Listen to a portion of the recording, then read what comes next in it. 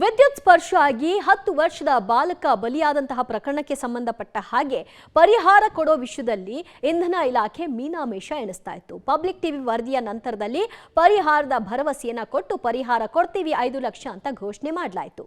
ಈ ನಡುವೆ ಆ ಬಾಲಕನ ಮರಣೋತ್ತರ ಪರೀಕ್ಷೆಯ ವರದಿ ಸಿಕ್ಕಿದೆ. ವರದಿಯಲ್ಲಿ ಏನು ಹೇಳ್ತಿದೆ ಈ ರಿಪೋರ್ಟ್ ನೋಡಿ. ಕರೆಂಟ್ ಶಾಕ್ಗೆ ಬಾಲಕ ಬಲಿ ಪ್ರಕರಣ. ವಿದ್ಯುತ್ ಸ್ಪರ್ಶಿಸಿಯೇ ಬಾಲಕ ಸಾವು. ಮರಣೋತ್ತರ ಪರೀಕ್ಷೆಯ ವರದಿಯಲ್ಲಿ ಬಯಲು. ಕೆಆರ್ ಪುರಂನಲ್ಲಿ ಹೈ ಟೆನ್ಷನ್ ವೈರ್ ಸ್ಪರ್ಶಿಸಿ 10 ವರ್ಷದ ನೇಪಾಳಿ ಮೂಲದ ಬಾಲಕ ಮೃತಪಟ್ಟಿದ್ದ. ನಿನ್ನೆ ಪಬ್ಲಿಕ್ ಟಿವಿ ಸತತ ವರದಿ ಬಳಿಕ ಎಫ್ಐಆರ್ ದಾಖಲಿಸಿ ಮರಣೋತ್ತರ ಪರೀಕ್ಷೆ ನಡೆಸಿದ ಬಳಿಕ ಬಾಲಕನ ಮೃತದೇಹವನ್ನು ಕುಟುಂಬಕ್ಕೆ ಹಸ್ತಾಂತರಿಸಲಾಯಿತು. ಮಗನ ಮೃತದೇಹದ ಎದುರು ತಾಯಿಯ ಕಣ್ಣೀರ ಕೋಡಿಯೇ ಹರಿದಿತ್ತು. ಹೆತ್ತೊಡಲ ಆಕ್ರಂದನ ಅಕ್ಷರಶಃ ಮುಗಿಲು ಮುಟ್ಟಿತ್ತು. ನಿನ್ನೆ ಸಂಜೆಯೇ ಬಾಲಕನ ಅಂತ್ಯಕ್ರಿಯೆ ನೆರವೇರಿಸಲಾಯಿತು. ಇನ್ನು ಬಾಲಕ ವಿದ್ಯುತ್ ಸ್ಪರ್ಶಿಸಿಯೇ ಸಾವನ್ನಪ್ಪಿರುವುದಾಗಿ ಮರಣೋತ್ತರ ಪರೀಕ್ಷೆಯಲ್ಲಿ ಬಯಲಾಗಿದೆ. ಮೃತ ಬಾಲಕ ಅನಂತ್ ಮರಣೋತ್ತರ ಪರೀಕ್ಷೆಯನ್ನು ನಿನ್ನೆ ವಿಕ್ಟೋರಿಯಾ ಆಸ್ಪತ್ರೆಯಲ್ಲಿ ನಡೆಸಲಾಯಿತು. ಮರಣೋತ್ತರ ಪರೀಕ್ಷೆಯಲ್ಲಿ ಬಾಲಕನ ಸಾವಿಗೆ ಕಾರಣ ಏನು ಅನ್ನೋದು ಬಯಲಾಗಿದೆ. ಕರೆಂಟ್ ಶಾಕ್ನಿಂದಲೇ ಸಾವು. ಬಾಲಕನ ದೇಹ 90% ಸುಟ್ಟಿದೆ.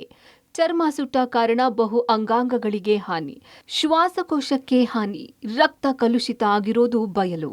ಕರೆಂಟ್ ಶಾಕ್ನಿಂದ ಮೆದುಳಿಗೆ ಹಾನಿಯಾಗಿರುವುದು ಮರಣೋತ್ತರ ಪರೀಕ್ಷಾ ವರದಿಯಲ್ಲಿ ಬಯಲಾಗಿದೆ. ಬೆಸ್ಕಾಂನಿಂದ 5 ಲಕ್ಷ ಪರಿಹಾರ ಘೋಷಣೆ. ಇದು ಪಬ್ಲಿಕ್ ಟಿವಿ ವರದಿಯ ಫಲಶ್ರುತಿ. ವಿದ್ಯುತ್ ವೈರ್ ಸ್ಪರ್ಶಿಸಿ ಕೆಆರ್ಪುರಂ ಬಾಲಕ ಸಾವನ್ನಪ್ಪಿದ್ದಕ್ಕೆ ಇಂಧನ ಇಲಾಖೆಗಳಾದ ಬೆಸ್ಕಾಂ ಆಗಲಿ ಕೆಪಿಟಿಸಿಎಲ್ ಆಗಲಿ ಸೌಜನ್ಯಕ್ಕಾದರೂ ಭೇಟಿ ನೀಡಿರಲಿಲ್ಲ.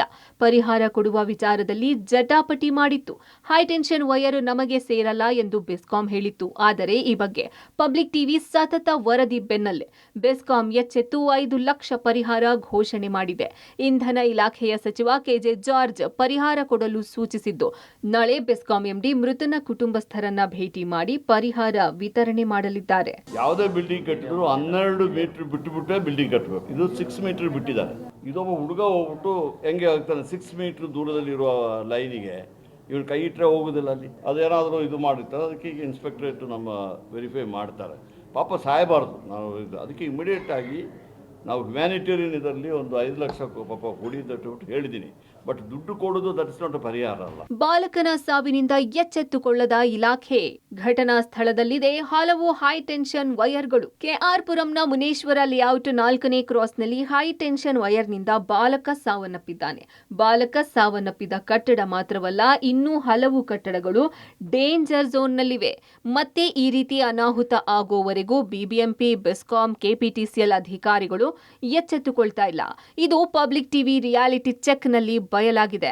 ಒಟ್ಟಾರೆ ಮಾಡದ ತಪ್ಪಿಗೆ ಅಮಾಯಕ ಬಾಲಕ ಸಾವನ್ನಪ್ಪಿದ್ದು, ಪಬ್ಲಿಕ್ ಟಿವಿ ಸತತ ವರದಿಗೆ ಎಚ್ಚೆತ್ತ ಬೆಸ್ಕಾಂ ಪರಿಹಾರ ಕೊಟ್ಟು ಕೈ ತೊಳೆದುಕೊಳ್ಳುತ್ತೋ, ಹೈ ಟೆನ್ಷನ್ ವೈರ್ಗಳ ಬಗ್ಗೆ ನಿಗಾ ವಹಿಸುತ್ತಾ ನೋಡಬೇಕಿದೆ. Metro bureau, public TV.